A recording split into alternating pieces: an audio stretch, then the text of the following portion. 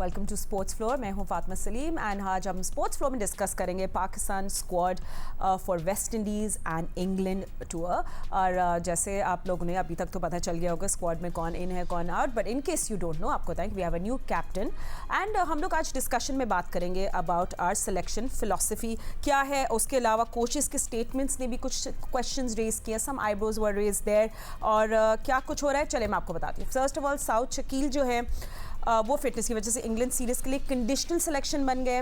Babar Azam is your new test captain. Shaheen Shah Afridi and Naseem Shah squad से बाहर है एंड मिसबाह उल हक का कहना है कि फर्स्ट क्लास क्रिकेट उनको खेलनी चाहिए। तो आज का सवाल जो होगा सिर्फ स्क्वाड पे नहीं होगा, we will talk about Pakistan cricket direction. सबसे पहले हम लोग स्क्वाड पे नज़र डालते हैं। So squad in front of you, जिसमें हमने आपको बताया कि कैप्टन है बाबर आजम, आमिर जमाल, अब्दुल्ला फाजिल, अली उस्मान, अजान अवैस, इमामुल हक, खुरम शहजाद, मोहम्मद अब्बास, मोहम्मद अली, मोहम्मद रिजवान, मोहम्मद अवैस जफ़र, मोहम्मद गाजी गौरी, साजिद खान, सलमान अली आगा। साउथ शकील आपको पता है कंडीशनल सिलेक्शन है।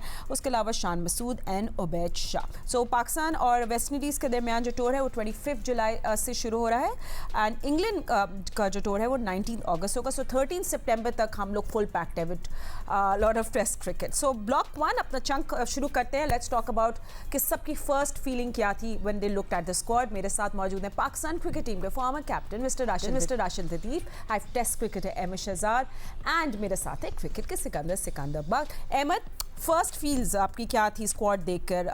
वाज इट कंजर्वेटिव, आपको लगा ब्रेव या आपको लगा एक्सपेरिमेंटल?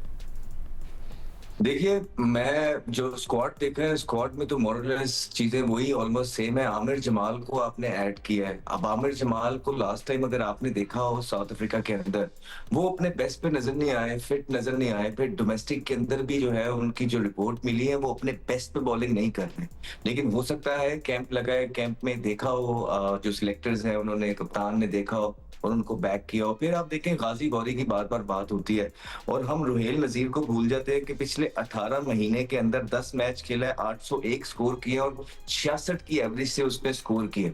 तो आई थिंक कि जहाँ डाटा की बात होती है और ये बोला जाता है कि तमाम सिलेक्शन डाटा बेस होगी, तो डाटा ये स्टैट कैसे मिस कर सकता है और जो मनपसंद लोग होते हैं उनको कैसे ऊपर ले आता है, ये अभी भी जो है ये सवालिया निशान इस पे लगा होगा। और फिर अभी राशिद भाई के साथ भी यही बात हो रही थी कि ये बोला गया जी कि शाहीन शाह अफरीदी को आपने निकाल दिया। एक सीनियर प्लेयर है, ठीक है, उनकी परफॉर्मेंसेस नहीं है, पेस डाउन है, हम ये नहीं कहते आपने ठीक किया होगा। नसीम शाह बिल्कुल आप उसको खिला भी नहीं रहे थे, बेंच पे रखा हुआ था, सच कॉन्फिडेंस के अंदर वो नजर भी नहीं आ रहा था, आपने उसको भी निकाल दिया। फिर आप ये बताएं ना कि उबैद शाह को आप किन परफॉर्मेंसेस पे लेके आए हैं? क्या इनसे बेहतर परफॉर्मेंस वाले या जिन्होंने विकेट ली भी है वो मौजूद नहीं थे आपकी डोमेस्टिक के अंदर? तो क्या वो डाटा जो है वो डाटा आपको नहीं दिखाया उन्होंने जब आपने कहा था कि जी हमारा तो काम ही बहुत कम रह गया है? सिलेक्टर्स बोल रहे थे कि जो है ना 85% जो आपकी सिलेक्शन है वो डाटा पे हो गई। तो क्या उबैद शाह की सिलेक्शन जो है वो प्रोमिनेंट नजर आ रही है फास्ट बॉलर्स के अंदर या उससे बेहतर परफॉर्मर मौजूद थे? आप उठा के देख लीजिए, धानी के स्टैट उठा के देख लीजिए, एक दो और बॉलर्स हैं अभी उस पर बात करते हैं, आप उठा के देख ले वो बेहतर। फिर आप कहते हैं कि जी इनको डोमेस्टिक खेलनी चाहिए शाहीन शाह अफरीदी को। हाँ बिल्कुल ठीक कहते हैं हम इस पे। फिर आप मुझे ये बताएं कि बाबर आजम को जो आपने कप्तान बना दिया है वो कौन सी डोमेस्टिक के मैचेस खेल के आए हैं, वो कितनी डोमेस्टिक खेल के आए हैं और उनकी आखिरी 30 एक मैचों की परफॉर्मेंसेस, तो 30 इनिंगों की परफॉर्मेंसेस तो बताएं। सिर्फ 5-50 है बाबर आजम के और आपने उनको 2 दफा 3 दफा ऑलरेडी कप्तानी से निकाल दिया है। और लास्ट टाइम भी जब मिसबाहुल हक आए थे तो उनको जब पहली दफा भी कप्तान बनाया गया था बाबर को, तो मिसबाहुल हक ही उसमें शामिल थे।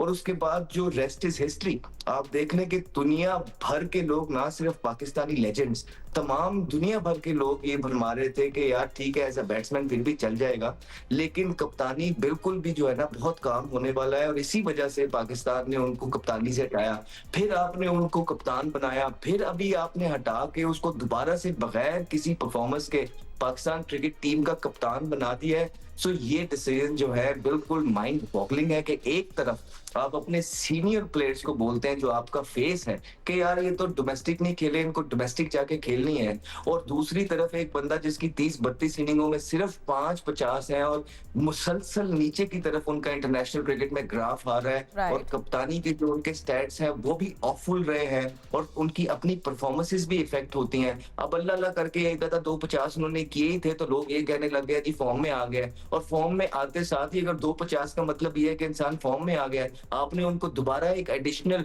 जी। रिस्पॉन्सिबिलिटी दे दी है जिसमें वो पहले पूरी तरीके से फेल हुए हैं। तो ये सारी चीजें सिलेक्शन कमेटी ने की हैं, और सिलेक्शन कमेटी का अब आपको क्या ही कहें, क्योंकि वो खुद कहते हैं कि हमारा काम तो खत्म हो गया है। मुझे ये सिलेक्शन देख के भी और ये कप्तानी के डिसीजंस हैं, और एक प्लेयर को कहना जाओ डोमेस्टिक खेलो और दूसरे को कप्तान बना देना बगैर खेले, ये बिल्कुल ही फुकदान, और इनका डाटा भी मेरे ख्याल से जो है ना वो ठीक होने वाला नजर आ रहा है।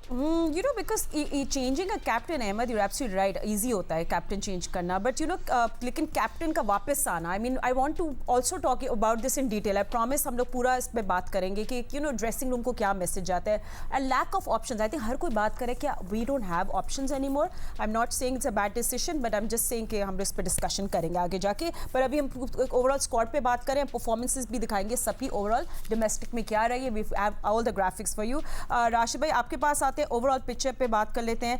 आई मीन हर 6 महीने के बाद हमारी टेस्ट टीम, यू नो हम लोग इतनी कंटिन्यूटी की बात करते हैं, बट हर 6 महीने बाद हमारी test team just looks like a different team. क्या हम रीसेट बटन दबाते हैं या आई डोंट नो क्या, किस डायरेक्शन पे हम जा रहे हैं? देखिए, कप्तानी से बहुत सारे मसाइल हल नहीं हो सकते। जिस तरह से Right. हमारा कप्तान चेंज हो जाता है, ईशान मसूद वो होते कि तकरीबन 963 डेज ये रहे। ये 15 नवंबर 2023 को कप्तान ढका अशरफ साहब ने बनाया था, और अभी कल हटे हैं ये। इनको 16 टेस्ट मैच मिले, 12 पाकिस्तान हार गया, और इनकी परफॉर्मेंस बहुत अच्छी नहीं रही। लेकिन सवाल ये बनता है, क्या कप्तान ने सारे मैच हरवा दिए? क्या इनको टीम ऐसी दी गई? आप 1 साल पुरानी या 6 महीने पुरानी टीम उठा के अगर हम देखते हैं, साउथ अफ्रीका टीम आई थी पिंडी में, लास्ट टेस्ट मैच हुआ था वो जी। बांग्लादेश से पहले जो सीरीज हुई है, 6-7 महीने हुए हैं, उसमें 9 प्लेयर्स चेंज हुए हैं। 9 प्लेयर्स आपके टेस्ट प्लेयर चेंज हो गए। ये तो सिलेक्शन कमेटी का फॉल्ट हो गया ना। ये तो सिलेक्शन कमेटी का इतना बड़ा ब्लंडर हुआ है, तो सिलेक्शन कमेटी में मोरल्स वही लोग होते हैं। अलीम डार गए और वो भी अपने तहफ़्फ़ुज़ात थे उनको सिलेक्शन के ऊपर, फिर वो चले गए, बोल के चले गए। तो सिलेक्शन कमेटी पे कोई जिम्मेदारी नहीं है, वही लोग कप्तान भी बना रहे हैं आके। और आकिब जावेद की बात करता हूँ कि अक्टूबर 23 में इंग्लैंड की टीम आई थी, हम पहला टेस्ट मैच हार गए थे, उसके बाद इन्होंने टेक ओवर कर लिया था सिलेक्शन कमेटी ने, और सबसे पहला काम था बाबर आजम को ड्रॉप किया था, और कामरान गुलाम खेले थे और उनमें डेब्यू में 100 किया था। कामरान गुलाम किधर है? इन्हीं से सवाल पूछना चाहिए। ठीक है, अब फॉर्म आती जाती रहती है, लेकिन एज ए कैप्टन आपने, एज ए प्लेयर आपने रिमूव किया बाबर को। वो 1 साल 1.5 साल में कितना अच्छा हो गया कि वो आप कप्तानी के दावेदार हो गए, और आप ही लोग बना रहे हैं उसको कप्तान। तो बहुत सारी चीजें समझ में नहीं आती। बिहाइंड द सीन बहुत सारे गेम्स होते हैं, पॉलिटिक्स होती है जो प्ले की जाती है पाकिस्तान क्रिकेट में। और कप्तान में आज सुबह भी मैं सिक्कू भाई के साथ था, यही बात की थी, ये 2 क्वालिटीज होनी चाहिए, कैप्टनसी ग्राउंड के अंदर और लीडरशिप ग्राउंड के बाहर। क्या क्वालिटीज हैं इनमें? क्या लीडरशिप क्वालिटीज हो कि सबको इक्वली ट्रीट किया जाए और सबको बराबरी के हुकूक दिए जाए, ड्रेसिंग रूम के अंदर भी और टीम के अंदर भी। वो प्रॉब्लम थी जिसकी वजह से इनको कप्तान हटाया गया था। दायरे से अंदर कप्तानी चलती है, लेकिन दायरे के अंदर जाने के बाद, ग्राउंड में जाने के बाद अगर पॉलिटिक्स चलेगी तो पाकिस्तान टीम कप्तान ही चेंज करती रहेगी। लेकिन जहाँ पे कॉज क्या है हमारा हारने का या इतने खराब परफॉर्मेंस का, उस पर नजर रखें ना। क्या सिलेक्शन कमेटी है? क्या हमारा हाई परफॉर्मेंस सेंटर है? क्या हमारा डोमेस्टिक सीजन है? क्या डोमेस्टिक प्लेयर्स हैं? क्या पीएसएल है? इनमें ढूंढे, आपको जवाब मिल जाएगा। कहीं ना कहीं आपको डोमेस्टिक में फॉल्ट मिलेगा, कहीं ना कहीं इंफ्लुएंस पीएसएल की मिलेगी, कहीं ना कहीं अथॉरिटी की गलतियां होंगी। कप्तान तब्दील करने से बहुत कुछ तब्दील नहीं होगा, सिर्फ एक नाम चेंज हुआ है कि ईशान मसूद की जगह बाबर आजम नए कप्तान बन गए। और आकिब जावेद कह रहे हैं कैप्टन को 2-3 साल मतलब मिलने चाहिए। तो पाकिस्तान की हिस्ट्री अगर हम लोग देख ले तो बाकी कैप्टन्स को इतने पेशेंस से लेकर चलते हैं या नहीं। सो यू नो इस पे भी आप लोगों से ज़रूर बात करूँगी। With Sikandar, just overall your, आपने स्क्वाड जो पूरा देखा, overall what are your feelings? कि आपको लग रहा है अभी भी प्लेयर्स पिक हो रहे हैं but we don't have roles defined for them, and अगर आपको भी बाबर की कैप्टनसी के ऊपर कुछ कमेंट्स करना है। फातिमा, अगर मैं एक बहुत ही सख्त किस्म का वर्ड इस्तेमाल करना चाहता हूँ, मगर मैं नहीं करना चाहता, हो सकता है वो गलत हो जाए, कि जो पूरा पाकिस्तान के जो क्रिकेट सिस्टम है ना वो फला चीज़ है, मगर वो मैं नहीं करना चाहता, बहुत हैवी हो जाएगा। ये कह लें कि जो पाकिस्तान की जो क्रिकेट है, हमारी ट्रैफिक देखिए ना आपने, बिल्कुल वैसी है। जो जिस मर्ज़ी से आ रहा है, कोई लेफ़्ट से आ रहा है, कोई लाइफ से आ रहा है, कोई सीधा नहीं जा रहा, जो लोग सीधा जा रहे हैं वो उल्टा चला आ रहा है, बिल्कुल ऐसा चल रही है। और ई चालान से भी कोई फ़र्क नहीं पड़ा। ई चालान तो पता नहीं, छोड़े उसको, थोड़ी देर के लिए फ़र्क पड़ा था। ये टोटल डिसअपॉइंटमेंट है, और इससे पता चल गया है कि पाकिस्तान की क्रिकेट कोलैप्स हो गई है। पहले मैं कहता था होने वाली है, मगर ये कोलैप्स हो गई है। आपको मैंने पहले भी कहा था कि जो डेटा बात हो रही है, ये बिल्कुल बेकार है। हम जैसे लोग वहाँ बैठ के डेटा फीड करेंगे, सिकंदर बख्त कर रहे होंगे, मेरा फेवरेट जो है जी राशिद लतीफ़ है, ठक ठक ठक ठक उसके पॉइंट्स बढ़ा दिए, कोई देखने वाला होगा उधर? अब मैं आकर बताता हूँ कि यहाँ पे डेटा गाजी गौरी किस तरह सेलेक्ट हुआ है। उसका जो करंट है वो सिर्फ 600 रन है, 600 रन पे वो सेलेक्ट हो गया है। दूसरा विकेट कीपर साद बेग, उसके 1000 रन है। ठीक है, मैंने विक्टिम्स निकाले हैं। एक लड़का है अफजल मंजूर, उस बेचारे का कोई जिक्र ही नहीं है, उसने 39 विक्टिम्स हैं उसके। साद बेग के 30 विक्टिम हैं wicket keeper, as a wicket keeper. I don't know Rohail Nazir क्यों नहीं खेला ज़्यादा मैचेस, वो सिर्फ 5 मैच खेला है, उसके 12 विक्टिम है इस करंट कायद-ए-आज़म ट्रॉफी में। तो ये गाजी गौरी कहाँ से आ गया? मैं सिर्फ डेटा वालों से, वो जो कह रहे थे कि डेटा अपना, मैं तो सीधा मोहसिन नकवी साहब से कहूँगा, सर पूछें उनसे ये कैसे आ गया। ये लड़के को आप वाइस कैप्टन बना दें, इतना ये मतलब है कि फेवरेट है सबका, इसको आप वाइस कैप्टन बना दें, इसको कप्तान बना दें। इसलिए कि आप डेटा की बात करते हैं, इसका तो कोई डेटा ही नहीं है, कैसे आ गया टीम में? मैं पूछना चाहता हूँ। ये 15% जो कहते हैं ना कि जो सेलेक्टर है, ये मुझे पसंद है, बट ये जो चीज़ है ना, ये पाकिस्तान के क्रिकेट को ले डूबेगी। आप डेटा बात कर रहे हैं, ये मैं पूछना चाहता हूँ। मिसबाह उल हक वहाँ बैठे हैं, जब पहली दफ़ा मैं सेलेक्टर बना था तो मिसबाह उल हक को मैंने सेलेक्ट किया था, और जनरल तोकीर ज़िया मेरे सामने बैठे थे। मैंने उनको कहा कि एक शर्त पे मैं सिलेक्शन करूँगा कि जो लड़का टॉप करेगा आप उसको, चाहे वो कोई क्यों ना हो, आप उसको टीम में रखेंगे ताकि डोमेस्टिक क्रिकेट को प्रमोट किया जाए। वहाँ पर कोच का भतीजा था, भांजा था, जो टीम में आ गया था। मैंने मिसबाह उल हक को मैंने दलवाया था कि उसके 1200-1300 रन थे उस सीज़न में, उसका नाम ही कोई नहीं ले रहा था। तो भाईजान, जब आपके साथ ये हुआ, आप भी तो ये करें, जो टॉप करता है स्कोरर उसको अंदर डालें। आपने किस तरह ये, मैं तो विकेट कीपर पे बात कर रहा हूँ, उसने बॉलिंग की पर बात कर दी राशिद ने कि धानी के और उनका इतनी ज़बरदस्त परफॉर्मेंस, मैं विकेट कीपर की बात कर रहा हूँ। ये टोटल ज़्यादती है कि एक लड़का जिसने सिर्फ 600 रन किए हैं वो पाकिस्तान टीम में आ गया है, जिन्होंने 1000 रन किए हैं वो टीम में नहीं है। रोहिल नज़ीर तो 3 साल से करता हुआ रहा है, एक बच्चा जो करंट फॉर्म में है आपने उसको नहीं लिया। ये सर ज़्यादती है, और ये डेटा बिल्कुल इज़ नथिंग। ये सिर्फ जो 15% आपने दिया ना कि हमारी पसंद, ये वो है। मैं और बाकी के बारे हम बाद में बात करेंगे।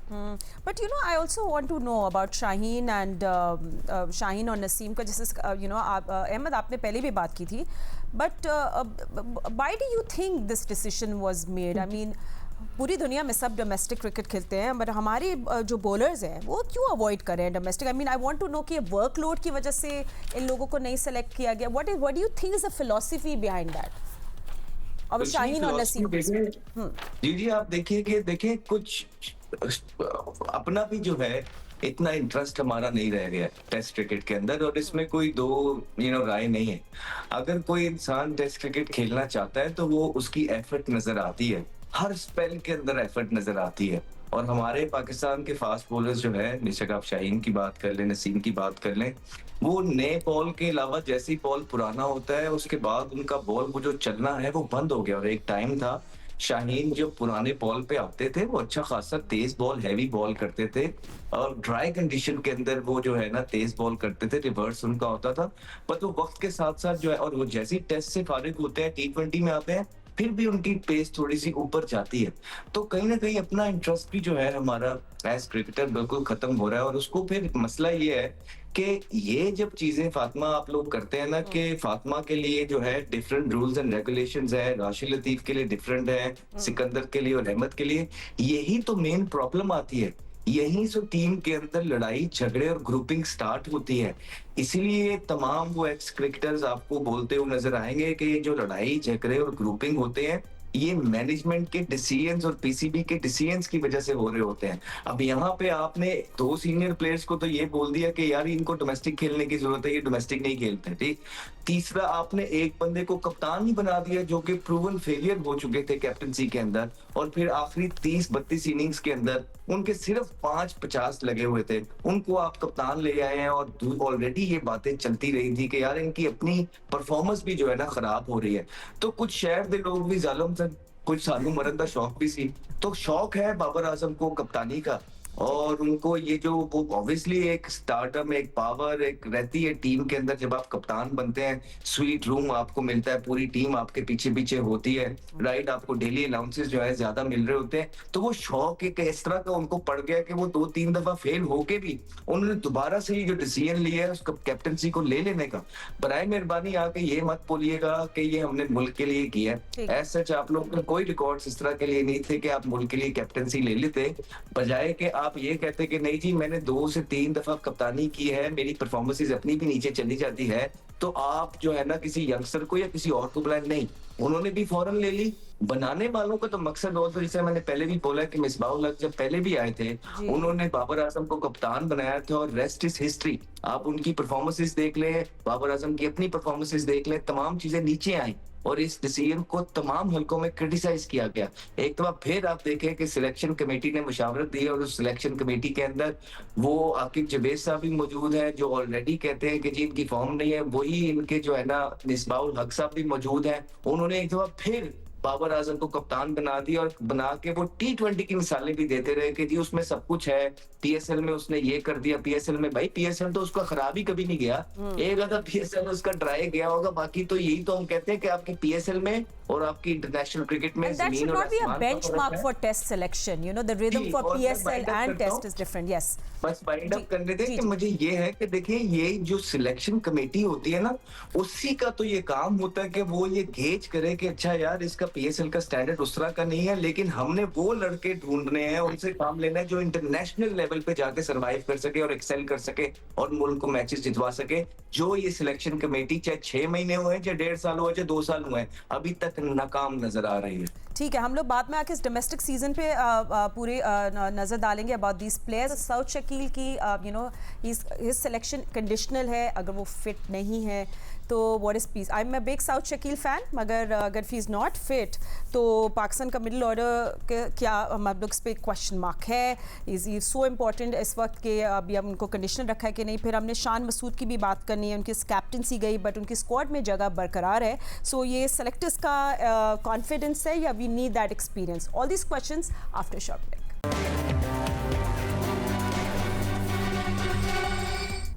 Welcome back after the break. Selectors ने डोमेस्टिक क्रिकेटर्स को या डोमेस्टिक क्रिकेट को कितनी रिस्पेक्ट दी और किसको रिवॉर्ड किया, इस पे हम लोग थोड़े नंबर्स पे बात करेंगे राशिद भाई से। यू नो राशिद भाई, सेलेक्टर्स आपको पता है बार बार ये कहते हैं कि डोमेस्टिक परफॉर्मेंस जो है वो रिवॉर्ड होंगी। तो आइए देखते हैं नंबर्स क्या कहते हैं। एंड विल स्टार्ट राशिद भाई विद यू। अब्दुल्ला से शुरू करते हैं। With 13 first class matches, 1047 runs, average of 45। I mean leading performer है राशिद भाई। ये सिलेक्शन सिर्फ डिजर्व नहीं थी, आई थिंक ओवरड्यू भी थी। देखिए ये तो सिलेक्शन इनकी हो गई लास्ट परफॉर्मेंस के ऊपर, जो इस सीजन परफॉर्म किया। अजान अवैस अब्दुल्ला की फजल की हुई है। मेन कंसर्न जो है ना इसमें अवैस जफर आए हैं, वो अच्छे बैट्समैन है मिडिल ऑर्डर, और 2 मकासद हो सकते हैं इनको लेने के लिए कि वनडे क्रिकेट में भी शायद यूज किया जाए। कामरान गुलाम हमारे वनडे खेल रहे थे, टेस्ट भी खेल रहे थे, वो ड्रॉप हो गए, और तैयब ताहिर थे वो वनडे खेल रहे थे, वो ड्रॉप हो गए, इरफान थे वो ड्रॉप हो गए, सऊद शकील है नहीं अभी टीम में। तो आपके पास वर्ल्ड कप में मिडिल ऑर्डर क्या है? सऊद शकील अनफिट है तो इनको मौका मिल रहा है, शायद ये प्लेइंग 11 में डायरेक्टली आ जाए। अगर आते हैं तो इनका बिल्डअप अच्छा है, गेम को अच्छा लेके चलते हैं, और ये फर्स्ट क्लास की बात है। दूसरा स्टैंडर्ड ऊपर चला जाता है। वेस्ट इंडीज में अगर परफॉर्म करते हैं तो फिर इंग्लैंड में भी खेल सकते हैं, लेकिन हमें वनडे के लिए जो वर्ल्ड कप 27 में उसके लिए भी मिडिल ऑर्डर चाहिए। तो उसके लिए अच्छे कैंडिडेट है। एक अम्मार भी थे, वो टॉप ऑर्डर के हैं, जो 2000 रन किए थे, वो निगलेक्ट हो गए। जो बात डेटा की हो रही थी ना, वह जो सिक्कू भाई बात कर रहे थे या अहमद कर रहे थे, देखिए आप सिलेक्टिव डेटा मत यूज करें। होता क्या है कि अगर मुझे एक प्लेयर को फर्स्ट करें गाजी गौरी को सिलेक्ट करना है तो मैं 2 साल का डाटा आपको दिखाऊंगा। मैं भी अम्मार का बार बार 2 साल का इसलिए बताता हूँ कि उसकी 2 साल की परफॉर्मेंस 2000 रन है, किसी के भी नहीं है, तो वो क्यों नहीं है? तो गाजी गौरी का अगर करते हैं तो उसका 2 साल में अच्छी परफॉर्मेंस नजर आती है। साथ की 1 साल में 1000 रन कर दिए तो उसको आप बोलते हो कि 1 साल के अंदर ये परफॉर्मेंस है, 2 साल के अंदर यही है। या तो कट ऑफ डेट देते हैं कि यार इस डेट से इस डेट तक हम डाटा यूज किया करेंगे। ये सिलेक्टेड हो जाते हैं, किसी खास प्लेयर के लिए हो जाते हैं। अब आते हैं बॉलिंग के ऊपर मैं आता हूँ थोड़ा सा, जी जिसमें उबैद शाह की परफॉर्मेंस है। 2 साल में उन्होंने काफी आउट किए। पिछले सीजन में 53 थे, लेकिन करंट फॉर्म क्या है, फिटनेस क्या है? इन्होंने कम मैच क्यों खेले? इन्होंने 5 मैच में अगर कम आउट किए, 19 आउट किए हैं, तो शाहनवाज रवानी तो 42 आउट किए हुए, 23 की एवरेज से, और शहजाद गुल ने 13 की एवरेज से 43 आउट किए हुए। 43 लास्ट सीजन भी आउट किए थे, लेफ्ट आर्म फास्ट बॉलर है, तो वो ज्यादा डिजर्व करता था करंट परफॉर्मेंस के ऊपर। जब आप कैंप अनाउंस करते हैं ना 20, 25, 22 का, उसमें 2 साल की 3 साल की परफॉर्मेंस, यार ये प्लेयर है हमारे पास, ये पूल बनता है। लेकिन जब टीम अनाउंस होती है ना, करंट परफॉर्मेंस बहुत ज्यादा काउंट करती है, जिसमें उबैद शाह की परफॉर्मेंस बहुत अच्छी नहीं थी। और इसी तरह गाजी गौरी की भी अगर देखा जाए तो दूसरे प्लेयर ज्यादा डिजर्व करते थे। यहाँ पे आप, मैं डाउट नहीं कर रहा, लेकिन सिलेक्शन करने का, डाटा यूज करने का तरीका हर प्लेयर के साथ अलग मत करो। हर एक के साथ यकसा बर्ताव हो तो हमें कॉन्फिडेंस होगा ना। अभी मुझे किसी से मैं पूछूंगा ना फोन करके सेलेक्टर से, वो बोलते हैं कि यार प्रेसिडेंट ट्रॉफी में इनकी परफॉर्मेंस अच्छी थी, वो कैलिबर का टूर्नामेंट है। अरे प्रेसिडेंट ट्रॉफी में तो उसकी भी परफॉर्मेंस अच्छी थी, तो उसमें आपका डाटा यूज नहीं हुआ। लेकिन इसीलिए मैं कह रहा हूँ कि करंट परफॉर्मेंस जब टीम अनाउंस करते हैं, टेस्ट, वनडे, T20 की कोई भी हो, तो करंट परफॉर्मेंस ज्यादा यूज किया करें। डाटा ठीक है एक हद तक है, लेकिन ऐसा नहीं है कि हर एक के लिए अलग अलग डाटा यूज किया जाए। You know and this is will be a biggest debate आज के प्लेयर्स जो ओमिट हुए हैं। और जिस तरह राशिद भाई ने बताया, एक बार फिर अगर हम वापस डालें नज़र उन प्लेयर्स पे, शहजाद गुल की जिस तरह वो बात कर रहे थे, 43 wickets an average of 13।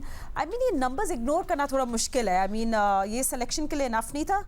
Benchmark क्या है, दैट्स द क्वेश्चन। शाहनवाज दानी की भी जिस तरह बात की राशिद भाई ने, वाइट बॉल इमेज की वजह से क्या लोग दानी को सिर्फ T20 बॉलर समझे? What is going on? We want to ask this question. And Hamza as well, 630 runs average उनकी 39, बॉलिंग 22 विकेट्स। आई मीन हम ऑलरेडी बातें कर रहे होते हैं we need a genuine allrounder, तो वो डिस्कशन में क्यों नहीं आए? तो ये हमारे कुछ बातें हैं जो हमें ज़रूर करनी है। एंड डोमेस्टिक पे बात हो रही है सिकंदर, यू नो मैंने स्पिनर्स पे भी बात करनी है, एक और जो बॉलर है, बट उससे पहले I know you wanted to discuss and overall domestic cricket पे एक बात, क्योंकि पाकिस्तान के अलावा अगर हम लोग बात करें Sikandar, you know Australia, England, India, everyone plays domestic cricket.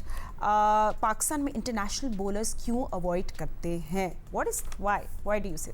अच्छा, अब वो उसका मैं जवाब देने से पहले एक चीज़ मैं ज़रूर कहना चाहूँगा। अभी आप शाहीन की बात कर रहे थे, इसी प्लेटफॉर्म पे बैठे जियो के ऊपर मैंने पिछले 1.5 साल से कह रहा हूँ कि he is not 100% fit, he is not 100% fit. क्या क्रिकेट बोर्ड ने कभी उसको ले जाकर उसको इलाज कराने की कोशिश की, उससे पूछा क्या है? ये तो मैं उसकी बात कर रहा हूँ। अच्छा, अभी इसने गौरी की बात की थी ना, तो गाजी गौरी की 2 सीज़न में 1203 रन हैं और 7 बेग के 2 सीज़न में 1700 रन हैं, 1739। अच्छा, अब डोमेस्टिक क्रिकेट मैं एक ऐसी बात करने जा रहा हूँ कि हो सकता है लोगों के समझ में ना आए, लोग कहें कि हंसे मुझ पर। मैं समझता हूँ कि जो क्रिकेट की हमारी तबाही आ रही है वो PSL की वजह से आ रही है। आप पूछेंगे क्यों? PSL जब से आया है लोगों को ये नज़र आ गया, जो क्रिकेटर्स हैं, कि आप बस 4 दिन की क्रिकेट में पक्के हो जाओ। नसीम शाह किधर गए, शाहीन किधर गए, ये सारे प्लेयर। नाफे को देख लें, 6 मैच हैं और वो 6-6 करोड़ रुपए में बिकते हैं। नसीम शाह 12 करोड़ रुपए में बिक रहे हैं। तो कौन खेलेगा? कौन शख्स जाकर प्रॉपर क्रिकेट खेलेगा? कोई नहीं खेलेगा। वो कहते हैं यार हमने 4 ओवर करने हैं, बस ख़त्म, 6 करोड़ हमें मुझे यहाँ मिल रहे हैं साथ। तो मैं समझता हूँ कि हमारी क्रिकेट की जो तबाही शुरू हो रही है ना, वो हो गई है PSL की वजह से। अब उसका इलाज क्या है? कोई पूछेगा ना मुझसे कि आप सर इलाज बताएं। उसका इलाज ये है कि मैं PCB को मशवरा दे रहा हूँ, अगर वो चाहें तो सुने, ना चाहें तो वो तो खैर सुनते ही नहीं, मगर फिर भी मैं दे देता हूँ कि आप एक रूल बना दें कि वो लड़का जो कि डोमेस्टिक क्रिकेट नहीं खेलेगा, वो लड़का जो पाकिस्तान के लिए नहीं खेलना चाहता, वो PSL नहीं खेलेगा, जो कि पाकिस्तानी हो। आप देखें ये सब खेलेंगे। इनको पता है कि यार कुछ भी हो जाए मुझे पकड़ के लाएंगे, मैं 6 करोड़ रुपए लेके चला जाऊंगा, बताए नसीम शाह किधर है, ख़त्म हो गया ना। वो सिर्फ इश्तिहार करता है और 12 करोड़ रुपए के अंदर बिक जाता है PSL में। आप देखा नाफे 6.5 करोड़ में बिक गए, साइम अयूब 12.5 करोड़ में सुना है वो बिक गए। तो अब इतने पैसे जब आपको मिल रहे हैं तो व्हाई शुड दे प्ले? उनको खेलने की कोई, हर एक का फोकस हो गया है कि मैं बस ये 4 ओवर कराऊं, मैं 4 दिन के ये 20 ओवर की क्रिकेट खेलूं। कोई नहीं खेलना चाहता। मैं मशवरा दे रहा हूं नकवी साहब, देखता हूं मैं कितना दम है इस PCB में, ये फैसला कर दें कि वो लड़का नहीं खेलेगा PSL जो डोमेस्टिक क्रिकेट नहीं खेलता, फिर मैं देखता हूं सब खेलेंगे। ये मैंने आपको एक रीज़न भी बता दी और उसका इलाज भी बताया। अब आप पर है कि आप ये कर सकते हैं तो करके दिखा दें कि कोई लड़का नहीं खेलेगा जो जब तक डोमेस्टिक क्रिकेट नहीं खेलेगा।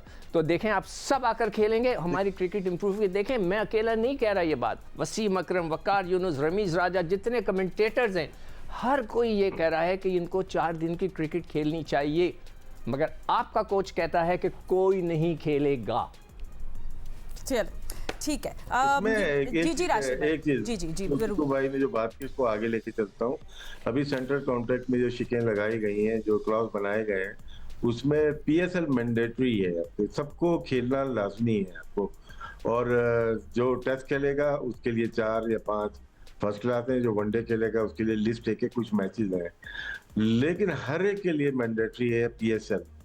जो सिक्कू भाई बोलना चाह रहे हैं ना, आपकी फर्स्ट क्लास टॉप प्रायोरिटी होनी चाहिए, जो सेंट्रल कॉन्ट्रैक्ट में होना चाहिए। हर कोई फर्स्ट क्लास खेलेगा जो खेलना चाहता है, PSL लिस्ट है या टेस्ट क्रिकेट खेलना चाहता है, वो आपकी फर्स्ट क्लास क्रिकेट होनी चाहिए।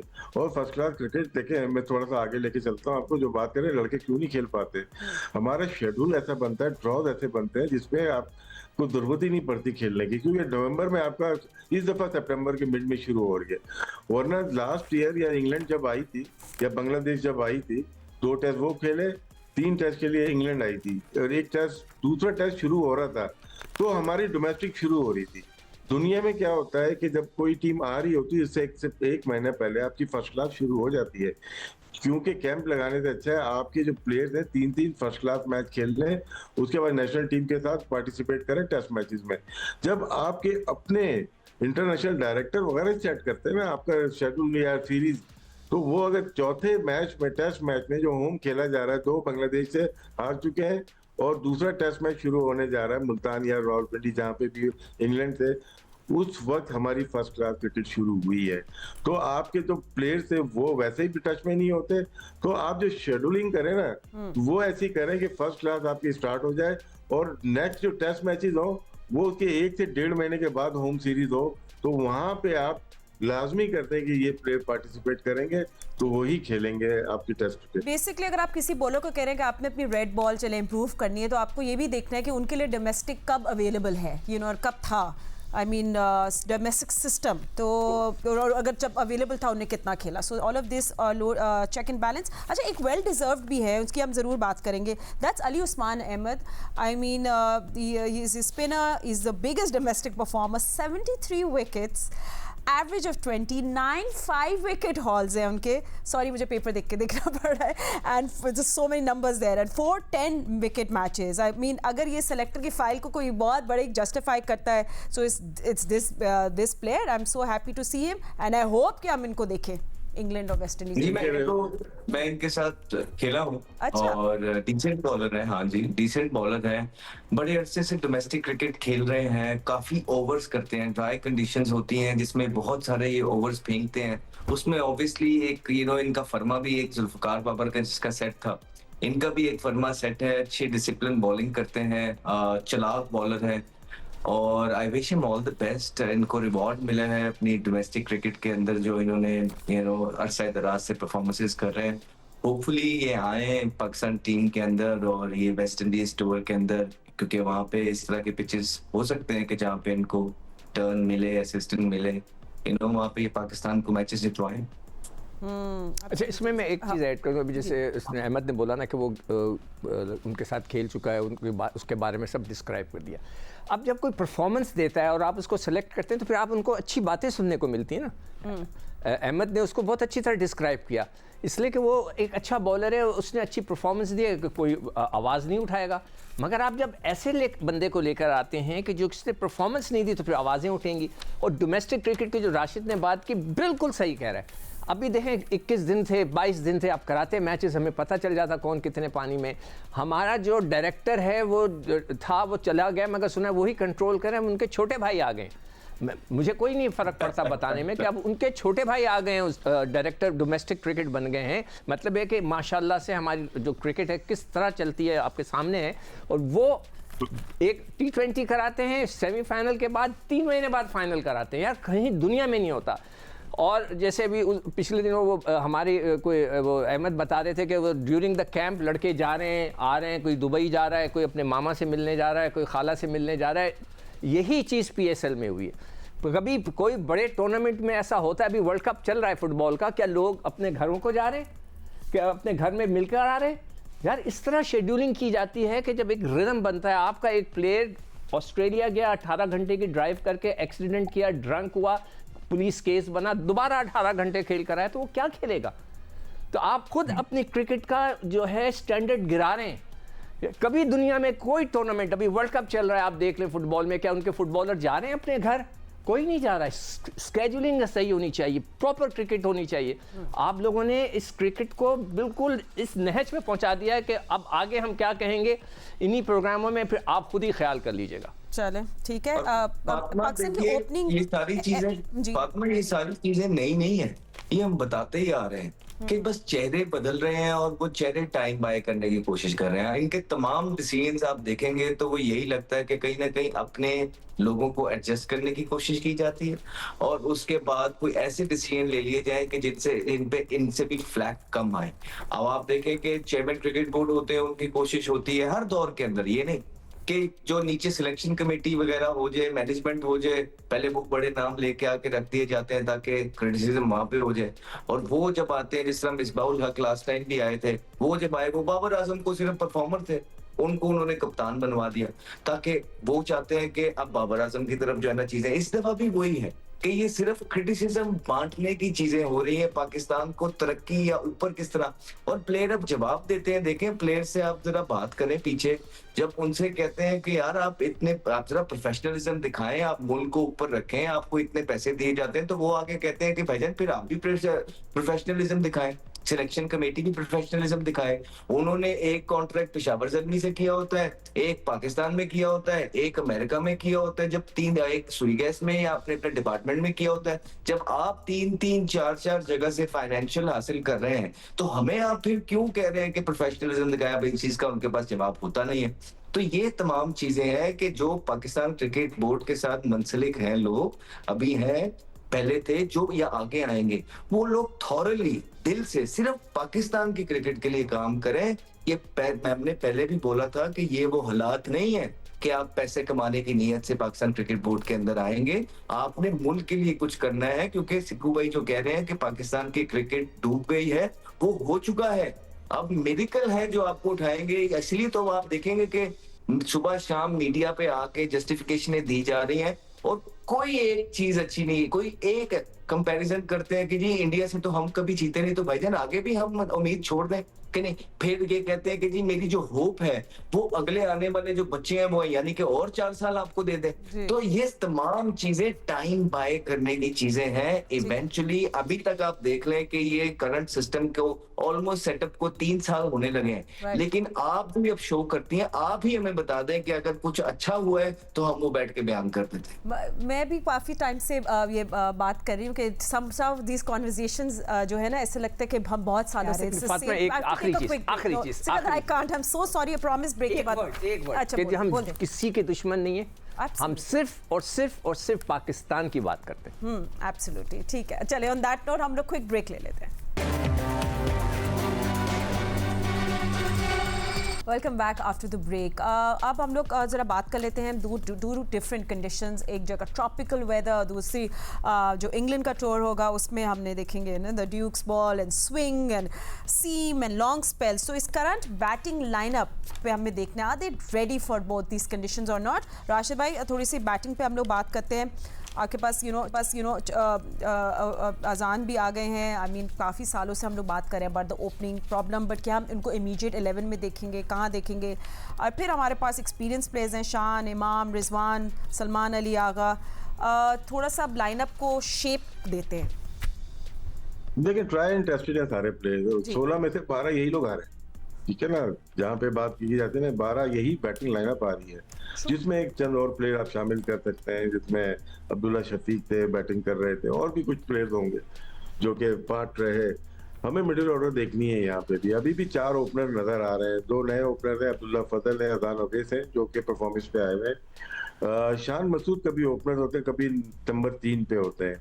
इमामुल हक इस साल परफॉर्मेंस, उन्होंने डोमेस्टिक में 600 कुछ रन किए थे, इनको डोमेस्टिक की परफॉर्मेंस पे लिया जाता है, बाकियों को इंटरनेशनल परफॉर्मेंस पे ड्रॉप किया जाता है।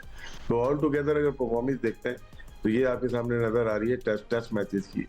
लेकिन 4 ओपनर का मतलब है कि आप इनको खिलाएंगे, 2 ही खिलाएंगे। नंबर 3 पे बाबर आजम को ही आना चाहिए, और शान मसूद की गारंटी नहीं है कि वो प्लेइंग 11 में जाएंगे इस दफा, क्योंकि वो कैप्टन है नहीं।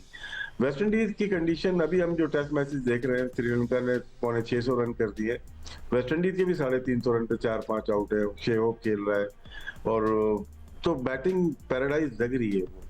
लेकिन क्या है कि क्या उन दोनों की जो बॉलिंग है उससे बेहतर हमारी बॉलिंग है। अली उस्मान की बात की, नया बॉलर है, बहुत अच्छी बॉलिंग कर सकता है वो वहाँ पे जाके। साजिद है हमारे पास। पेसर जो है ठीक है, पेसर हमारे इंग्लैंड के लिए अच्छे पेसर हैं, लेकिन अगर हम देखें, मुआवजा करें, इंग्लैंड की सरजमीन पे जाएंगे, वहाँ पे टफ क्रिकेट होगी, वहाँ पे हमारे चांसेस बन सकते हैं, क्योंकि हमारे सीमर भी अच्छे हैं, और इंग्लैंड की टीम बहुत अच्छा परफॉर्म नहीं कर रही। पहला टेस्ट नो डाउट वो जीते अगेंस्ट न्यूजीलैंड, लेकिन back to back 2 test matches वो हार गए। हमारी टीम की तरह ही वो खेल रहे हैं, लेकिन उनको होम कंडीशन पे एडवांटेज होगा। अब सवाल ये पैदा होता है, क्या कप्तान की वजह से हम लोग हारे या टीम की वजह से हारे? अगर दोबारा यही सूरत आ जाती है वेस्ट इंडीज में, अगर सीरीज खुदा न खास्ता हार जाए और इंग्लैंड में भी हार जाते हैं, फिर हम कहाँ पे खड़े होंगे? ये सवाल फिर देना तो सिलेक्शन कमेटी को ही होगा। एंड सिकंदर, वो आपकी क्या प्लेइंग 11 का मैंने देख रही हूँ कि आप अपनी बनाई है? नहीं, तो बनाई नहीं है, मैं हाँ। तो ऐसी अंदाज़े देखें, जो सबसे ज़्यादा टफ सीरीज़ होगी इंग्लैंड की होगी। इंग्लैंड की हमेशा हम कहते रहे हैं, इसलिए कि वहाँ गेंद हिलता है, हिलना जुलना होता है गेंद का, तो उससे बड़ा फ़र्क पड़ता है। तो मैं तो सोचता हूँ कि अगर ऐसे मौके पे वहाँ पे सीनियर्स को खिलाना चाहिए। अगर चांस दे दें किसी यंगस्टर को तो अच्छी बात है, ओवेस या अब्दुल्ला को, अजान को, और उसको देना चाहें तो दे दें, मगर सीनियर को खिलाएं और फिर उनका फ़ैसला करें। अब ये ना करें कि शान मसूद को ना खिलाएं, इमाम को ना खिलाएं, उनकी जगह ओपनर्स नए बच्चे भेज दें और वो बच जाएँ, फिर अगले दफ़ा फिर हमारे सर पे पड़े हों ना। सीनियर्स को कह दें कि भाई जाओ, खेलो, परफॉर्म करो, नहीं करोगे फारिग, फिर नई लॉट बनाएं आप। इस तरह होना चाहिए, ये नहीं होना चाहिए कि बच्चों को वहाँ पे फंसा दिया जाए। तो मेरे हिसाब से तो है वही सीनियर्स को खेलना चाहिए। 3 पेसर्स होंगे और एक playing Khurram Shahzad, that means are you Khurram Shahzad? नहीं, मैं अच्छा पेसर्स में अब्बास, मोहम्मद अली मैंने रखा है, Aamir Jamal as an allrounder होगा। अगर स्पिनिंग ट्रैक हो तो आप खुरम को रख लें और साथ में एक स्पिनर रख लें, और वरना अगर स्पिनिंग ट्रैक है जैसे वो वेस्ट इंडीज़ का बता रहे हैं, तो वहाँ पे तो 2 स्पिनर हो सकता है खेल जाएं। हमारे इस इंग्लैंड में तो मुझे मुश्किल लगता है कि 2 स्पिनर खेलें, वहाँ स्विमिंग ट्रैक्स होते हैं, तो वहाँ पर जो है वो सीमर्स का होता है। तो सीनियर खिलाड़ियों को खिलाएं और उनका फिर फैसला करें और उनको बता दें, असूलन उनको बताना चाहिए कि सर आप लोग सब सीनियर हैं, गो एंड परफॉर्म, अदरवाइज आप गो एंड परफॉर्म को विचार कह रहे हैं ना, आप ठीक कह रहे हैं, लेकिन ये तो देखें पिछले 8-8 साल से सिक्कू भाई यही तो खेल रहे हैं। तो सर फाइनल कराना चाह रहा हूँ ना इनका, इसीलिए तो मैं चाह रहा हूँ फाइनल हो जाए इनका। सिक्कू भाई ये फाइनल तो बड़ी देर पहले का हो जाना चाहिए था। हमारा हो गया। बैटिंग कंडीशन के अंदर फ्लॉप होते रहे। आप तो इंग्लैंड की बात कर रहे हैं, अल्लाह करे कि सेंचुरियां लगाएं, लेकिन मसला ये है, वो ये कहते हैं कि भाई और है ही कोई नहीं, और बनाया ही कोई नहीं वहां। और जो है ना, पाकिस्तान क्रिकेट बोर्ड में जो लोग बैठे हुए थे, उन्होंने चीजें डेवलप ही नहीं की, ना कोई लीडर डेवलप कर सके, ना कोई इस तरह के प्लेयर्स डेवलप कर सके कि जो आए ब्रायन लारा की तरह 400 करें। कोई एक तो बताए कि कोई हो जिसपे कहे हाँ ये है इंसान को, ये 2-3 प्लेयर नजर आ रहे हैं। तो ये सिस्टम ने करना था। जब आपकी ये जो सिस्टम की बात होती है, ये उसकी जिम्मेदारियां थी, इसलिए तो आप बैक स्टेप लगा रहे हैं। बाबर आजम को कप्तान बना के आपने किया क्या? आप दोबारा से 5 साल पीछे चले गए, क्योंकि बाबर आजम को तो आपने उनकी गंदी कैप्टनशिप की वजह से, गंदी परफॉर्मेंस की वजह से निकाला था। अब आपने उनको, देखिए हम भी चाहते हैं बाबर आजम परफॉर्मेंस करें, हम भी चाहते हैं कि वो ढेरों उनकी फॉर्म वापस आए, वो ढेरों रन, लेकिन क्या ये फैसले जो बाबर आजम खुद अपने साथ भी कर रहे हैं, ये इंसाफ कर रहे हैं कि बाबर आजम खुद चाहते हैं कि वो फॉर्म के अंदर वापस आए और वो प्रेशर से या लाइमलाइट से दूर रह के जो है ना चुप करके अपनी क्रिकेट खेलें? ये जो डिसीजन वो खुद भी कर रहे हैं या पीसीबी, वो लगता है कि ये खुद भी नहीं चाहते हैं। नहीं, क्योंकि अब वो दोबारा से limelight- अहमद ये बताओ कि डू यू थिंक कि बाबर ने कोई और शर्तें नहीं रखी होंगी? सर शर्तें वो नहीं, इंसान नहीं। लगता है कि जो पीछे से जिसने पता नहीं को बहुत परफॉर्मेंसेस की हो, मैं आपको बता रहा हूँ 30 इनिंगों के अंदर 32 इनिंगों के अंदर 5-50 है उनकी तो अपनी परफॉर्मेंस कोई नहीं है, तो उन्होंने शर्तें क्या रखी होंगी पीछे सर? और इन परफॉर्मेंसेस के साथ आपको लगता है कि पाकिस्तान क्रिकेट बोर्ड ने कोई उनकी शर्तें मानी होंगी? अगर तो इन परफॉर्मेंसेस के बाद, वैसे एक बात आप ठीक कर रहे हैं कि जो क्रिकेट बोर्ड या जो सिलेक्शन कमेटी उनको इन परफॉर्मेंसेस के बाद कप्तान बना सकता है, वो कुछ भी मान सकता है। नहीं तो हो ये सकता है ना बात उसने मैं कहा हो आपको- कि यार मेरी ये भी, मैं बनता हूँ कप्तान, हाँ। मगर मेरी ये भी शर्तें हैं। हो सकता है, हो ठीक है, so सकता है, this is मैं alleged, just like, guessing। हम लोग कुछ इस पे इसमें- बात नहीं हाँ करें। जी, अच्छा मुझे राशिद लगता है भाई उन्होंने कहा कि बस अब एक ही चीज रह गई, अगले साल इलेक्शन लड़ लूं, यही रह गया। अच्छा एक डिबेट शुरू करते हैं, ओपन डिस्कशन। राशिद भाई आपसे शुरू करते हैं। सिलेक्शन कमेटी की सक्सेस जो होती है, या क्या कहना चाहिए, सक्सेस की स्केल क्या है? आई मीन आप लोग क्या एक्सपेक्ट करते हैं as cricketers from a selection committee? क्या सीरीज जीतना उनकी सक्सेस स्केल होनी चाहिए, प्लेयर्स बनाना, या फ्यूचर बिल्ड करना? देखिए इनको तो सारी जिम्मेदारी दी हुई है, कप्तान का भी दिया हुआ है कि कप्तान भी आप ही बनाएंगे। नंबर 1 लीडर या कप्तान चूज करना है आपको, जो कि आपको मिल नहीं रहा। शाहीन अफरीदी, रिजवान, शादाब और इन और बाबर आजम हो गए, शान मसूद से बाहर आप निकले ही नहीं। इन सबके डेब्यू देख लें, तकरीबन 10 साल 15 साल पहले के होंगे, आपको कप्तान ही नहीं मिल रहा है। तो यहाँ पे फेलियर नजर आ गया इन लोगों का, जो भी सिलेक्शन कमेटी में 2-2.5 साल रहे उनका हो गया। फिर डेवलपमेंट का काम होता है, ये देखते हैं कि किसने 1000 रन कर दिए, वो उठा लेते हैं प्लेयर, और वो ही फ्लॉप हो जाता है, फिर ड्रॉप हो जाता है।